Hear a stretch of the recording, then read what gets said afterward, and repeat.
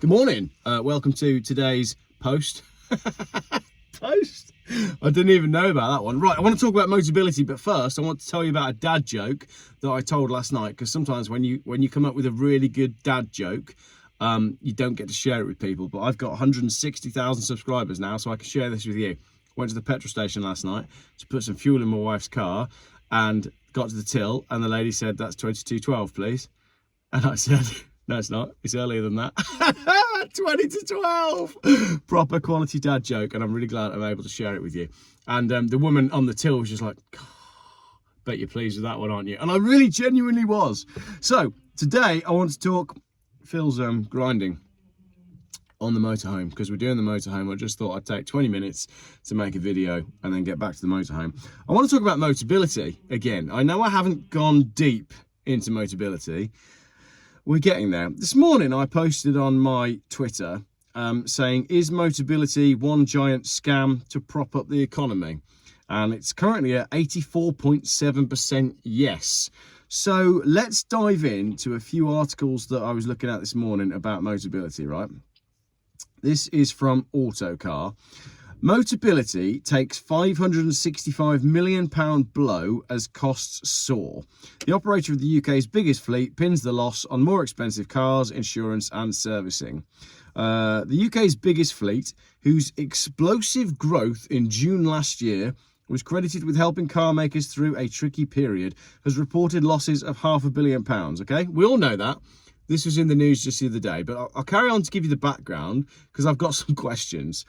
Motability Operations, the company behind the Motability charity, buys cars and leases them to people with a qualifying disability allowance for £75.75 per week.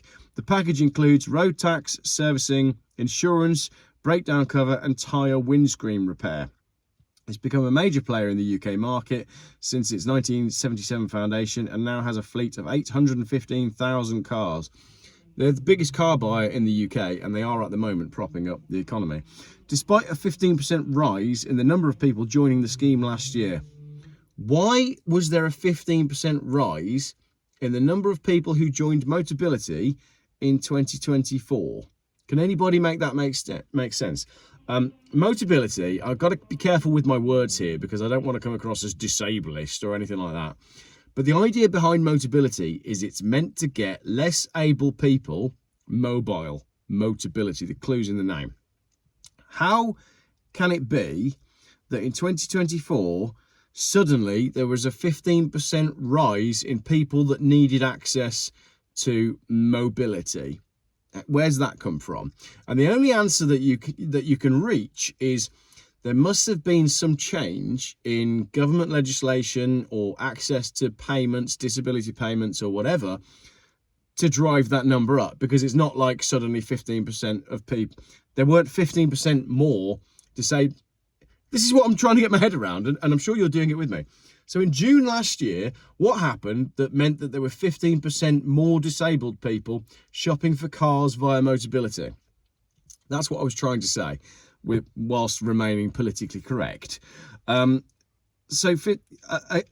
like that, I'm struggling with this video because I can't make sense of that. So what happened was Motability, this is what I think happened. Someone at Motability managed to exchange a brown envelope with someone in government. I'm not sure which way the brown envelope went, but somehow 15% more customers suddenly appeared for Motability in June last year. And yet, despite the 15% rise in the number of people joining the scheme, they posted a £564 million pre-tax loss for 2024, a huge drop from the £748 million profits it recorded in 2023. This is a charity. Motability is a charity designed to get people mobile who are less able, right? And they made £748 million in 2023. So I started Googling a few things, and now thankfully Google has got AI and it does your research for you. It's brilliant. It'd be really useful on like car fires and stuff, wouldn't it? Should have used that the other day. Let's not talk about that. Motability, the charity, is mostly owned by 4 banks, 2 of which are Barclays and HSBC. So let's have a look at what they're up to. The CEO of Barclays in 2024 earned £10.5 million. That's more than the McMaster. And in 2023, the year before, he earned £4.64 million. So what took place between 2023 and 2024 that meant that his pay more than doubled from 4.6 million to 10.5 million? And at what point, I'm not going to go into executive pay because you'll all think I'm some like anti-capitalist, which isn't actually true. I'm not. I just think there comes a point. It's like car horsepower, isn't it? You know, with the video that I said yesterday, 2,000 horsepower is, there's no need. It's ridiculous. 1,000 horsepower is ridiculous. 250 horsepower, 300 horsepower, I think that's about the optimum. And it works the same way with pay and salary, doesn't it? If I earned £10.5 million in a year, I would not then work for the next however many years. I don't get how, we'll do another video on that because I don't understand CEO pay, because what would you do with £10.5 million if you're earning that in a year? Yes, you're probably paying 80% of it in tax. Well, he's probably not, because he uses a trust system and a dividend system, and he probably pays less tax than you and me. But that's by the by. Right. HSBC, who also part own Motability, the CEO, Noel Quinn, his pay also nearly doubled to 10.6 million, driven by a surge in the bank's pre-tax profits. The overall bonus pool from the banks rose to 3.77 billion. So he was on 5.56 million in 2022, and then it doubled for 2023. And he's now on 10.6 million, which has probably gone up again because it's now 2024. So, make it make sense. If you're there in the comments and you earn £10 million a year, and you've watched my video, just tell me what you do with your money. Like, how does it work? Do you buy a house every week? Are you always buying cars? Are you putting it away? Did you buy Bitcoin? Like, what do these people do who earn that amount of money? I don't know. My mind boggles. Anyway, let's get back to what we were talking about. So those are the CEOs of the banks that own Motability. And Motability himself, the operations CEO, Andrew Miller, in 2023, received a salary of £460,000 with a bonus of £198,000.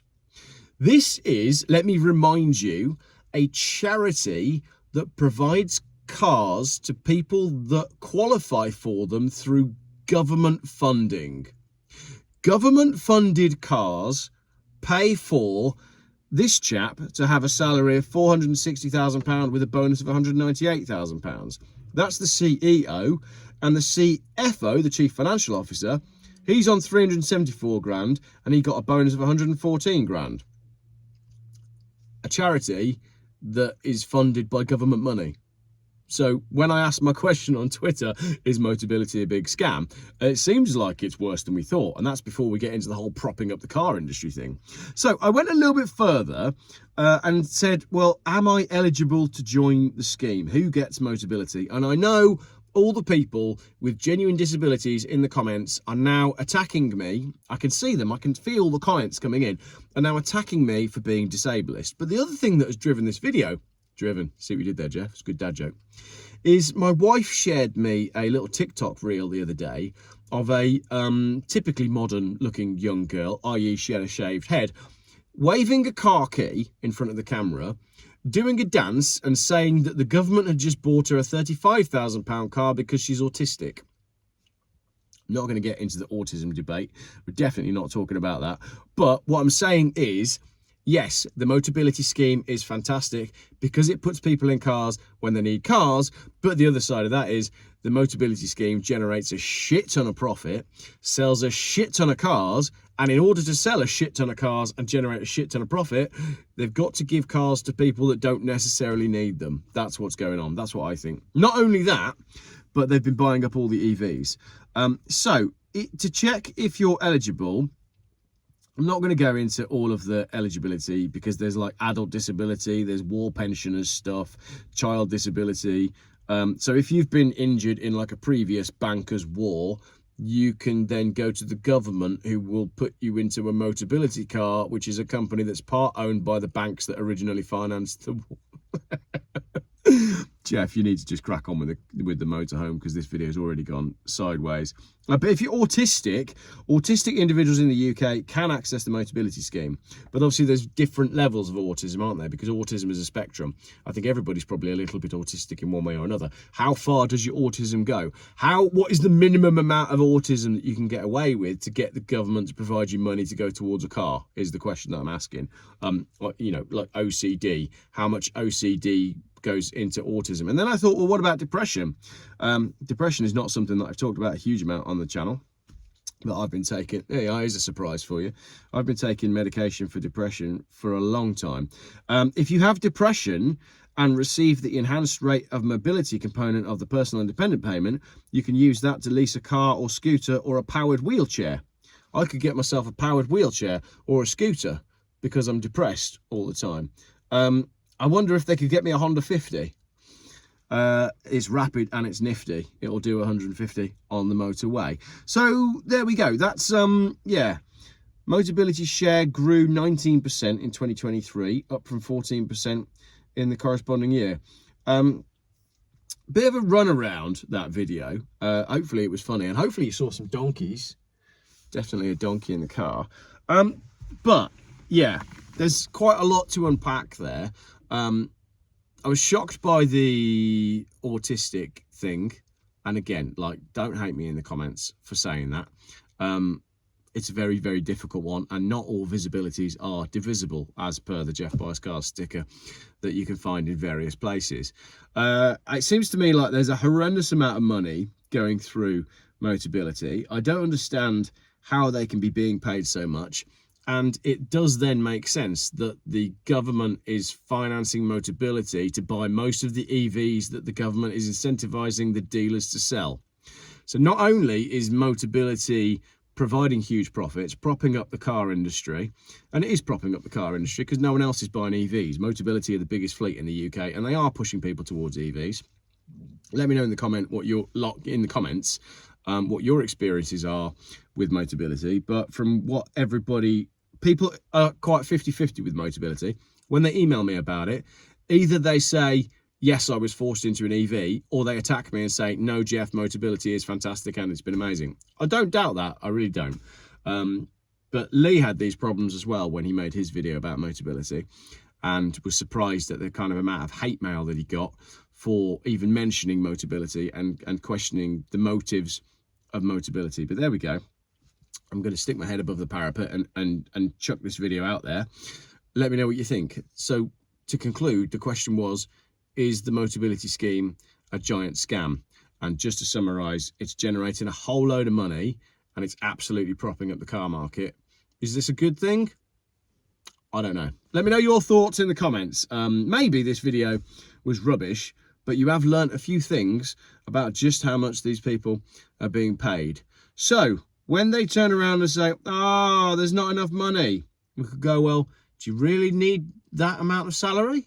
Honestly, I don't know. But 230 horsepower is about where you need to be. Right, thank you very much for watching. I'm going to go help Phil now.